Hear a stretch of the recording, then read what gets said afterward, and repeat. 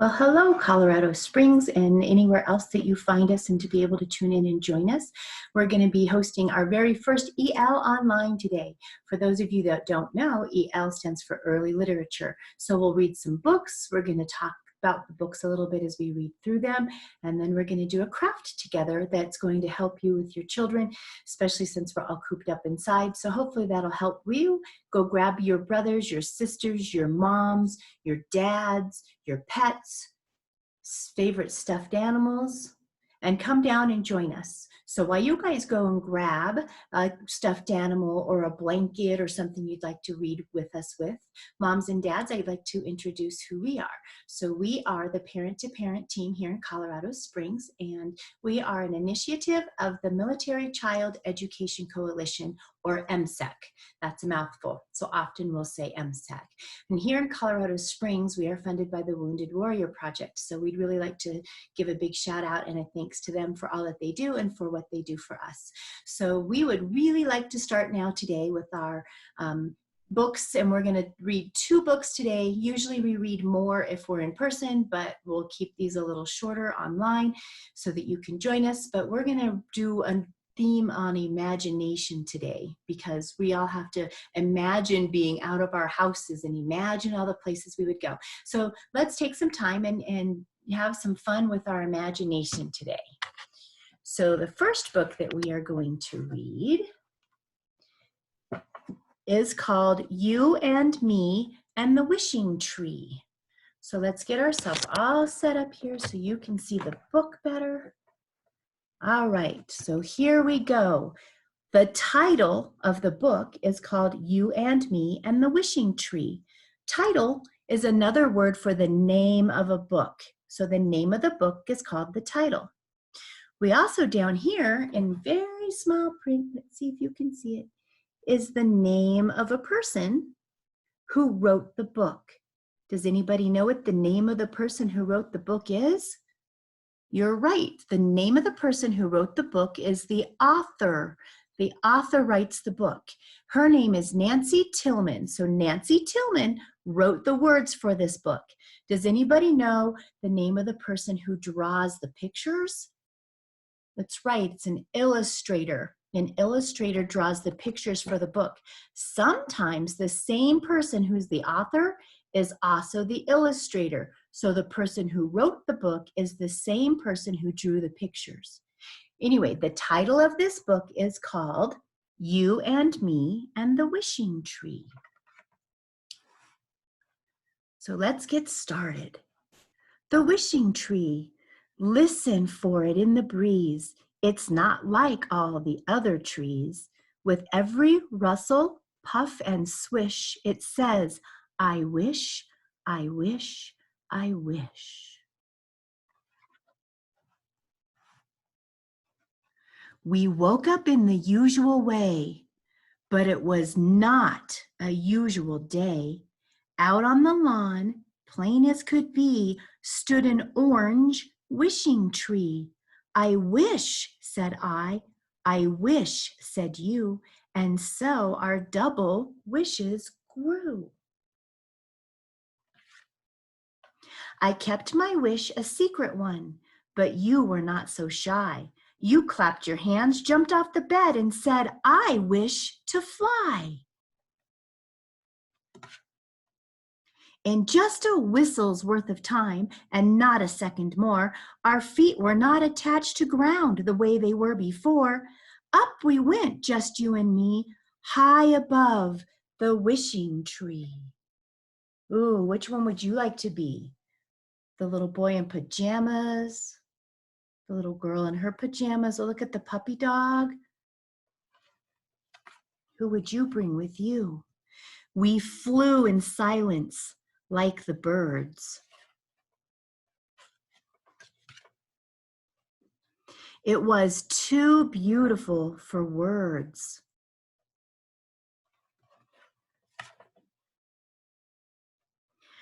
But your wishing wasn't done.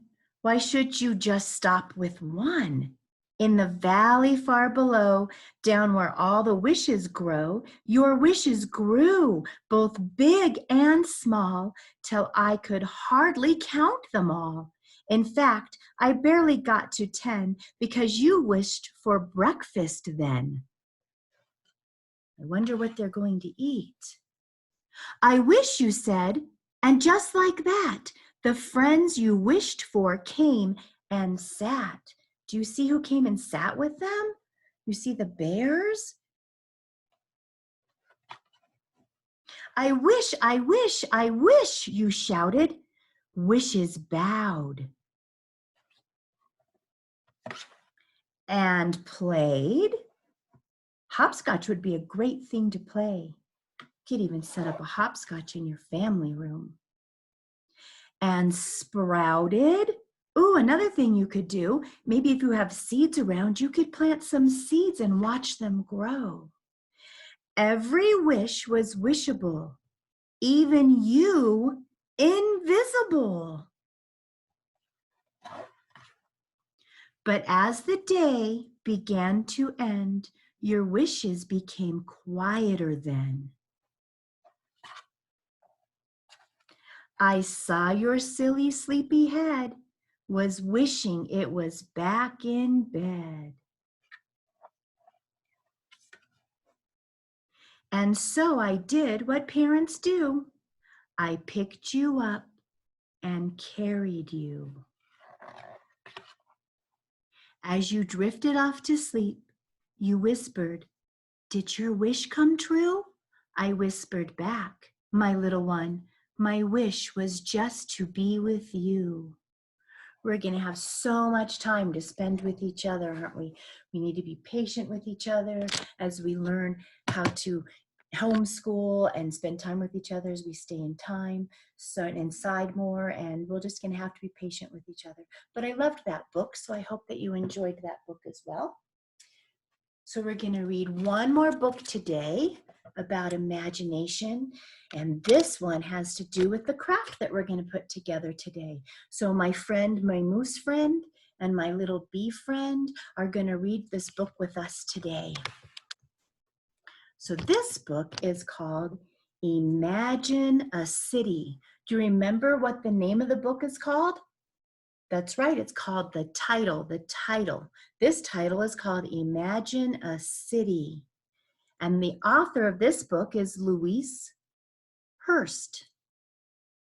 Or Elise, maybe it's Elise. Even adults sometimes have a hard time pronouncing words. That's okay, we just keep trying, don't we? So this is called the title page. We haven't talked about a title page yet. So the same title that's on the front of this book, you will also see on a title page. And this also tells where it's published. A publisher is who prints out the book and puts it together all in its way that it is so that we can read it. And they put it all together. So this book, let's look at how this book is published together. This is called the front of the book. That makes sense, doesn't it? So if this is the front of the book, what's this? The back of the book. You're right. So it has a front, and it has a front cover, and it has a back, and it has a back cover. Does anybody know what the edge of this book is called? What's this part of the book called? You have one too. It's called the spine of a book. Did you know that your back is also called a spine? Bet you didn't know that. The spine holds it all together and upright, just like your spine holds you upright. So let's read this book called Imagine a City.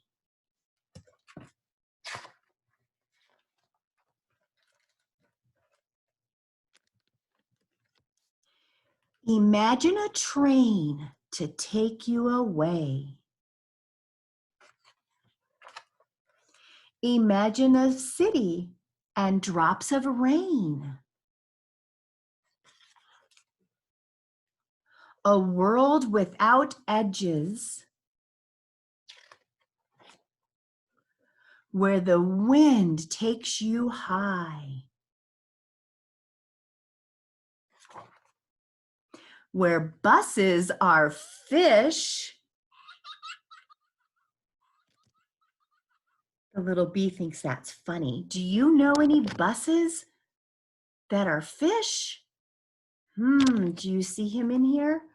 Do you see our fish being a bus? That's pretty funny. And fish fly, fly the sky.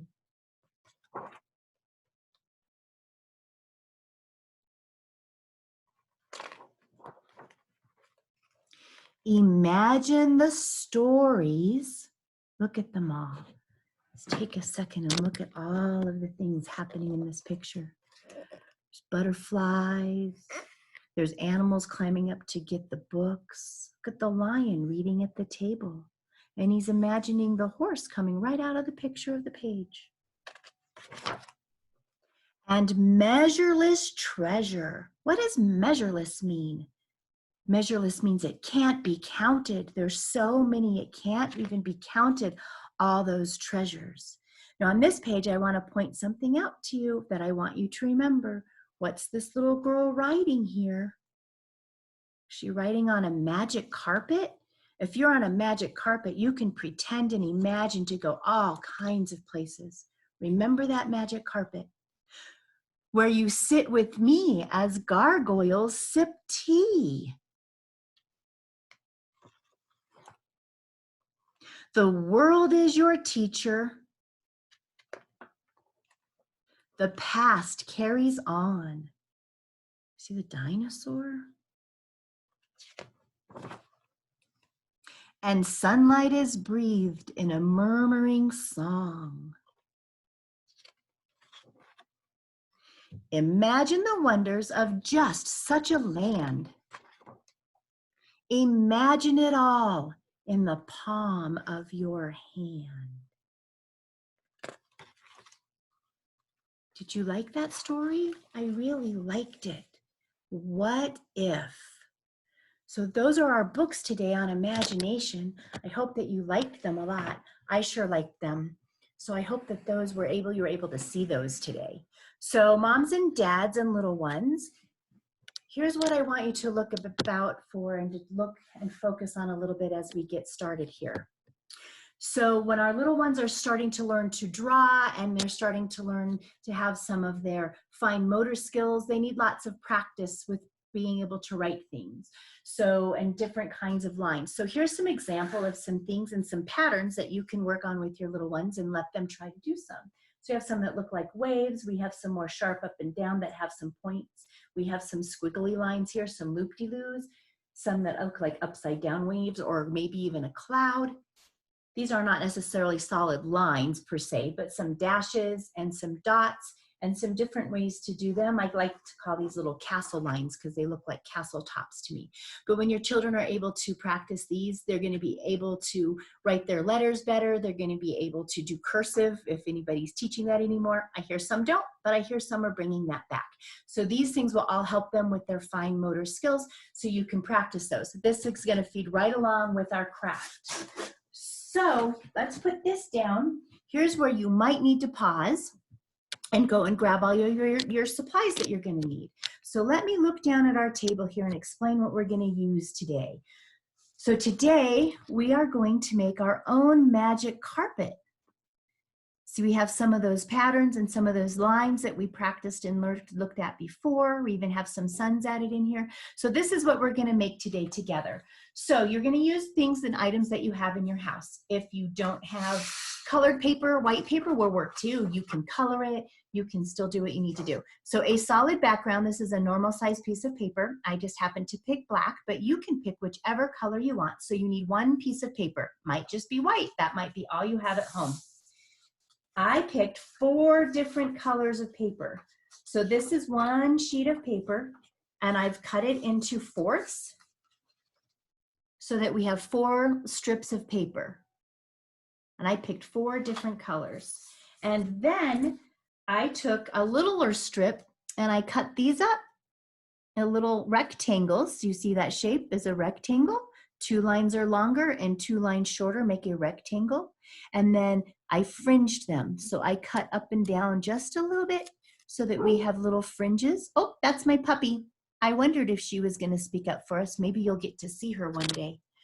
So this might be a great time to be able to pause, go grab and get ready for all of these things. Your one sheet of paper, another sheet of paper, or 4 different colored sheets of paper cut into strips. that will fit on our piece of paper here, this way, and some fringe. I have 10 of these. You can pick whatever color you want. If you don't have this and you don't want to do this, you could also use yarn for your fringe. You can use your own imagination. All right, so let's get started here. Once you've paused and come back and hopefully you have everything you need, let me aim back down at our table so you can see what we're doing. All right, so what I'm going to do is I'm going to glue these pieces of paper on here. So you can do this one of two ways. You might want to put your patterns on here first. I'm not even going to make new patterns for you. I'm going to show you the ones that we've already done. I want you to come up with your own. So I did some suns. I even used 2 different colors. I used crayons on this paper. I used some loop-de-loos here, and then I did some dots. So I even put 2 different patterns all on the same piece of paper. And look here, I did castles, I did X's, I did some pluses, and then here I did some even little, almost look like little shark fins, don't they? And then some of those other more straight up and down ones. If you can see them, they may not be showing up on there, but you can do whatever patterns you want. So when you're finished with all of your patterns, then you're going to take your pieces of paper and you're going to just glue them right on. So you'll glue it right onto here. You might need some help if you want to do this. If you need some help, ask your mom and dad, your brothers. If your cats and dogs had thumbs, maybe they would help you too. Or your stuffed animals. So take your paper, make sure you glue it all on there nicely so that you can glue them onto here. So you're going to glue all those on as we go. Glue them on together. There you go. So push it on down, make sure it's all going to stay nicely. And then you can turn it over on the back and you can glue your fringe onto the back of your page. Like I said, I have 10 of these for each side is what I chose to do, but you can do more, you can do less. You could even glue some coming out. Maybe you want to glue some coming out this way on the sides, instead of just all 5 in a row like what I'm doing. Maybe you can be even more creative and use your own imagination. So everybody in your family can make your own, and I bet they would all be different because we are all different. So each one of these is going to be different than everybody else's. That's pretty cool. So once you get these all glued on, once they get them all glued on, and you can turn this back over again. And then on that page, if you see, I've wrinkled them up a little bit so they look more like a tassel.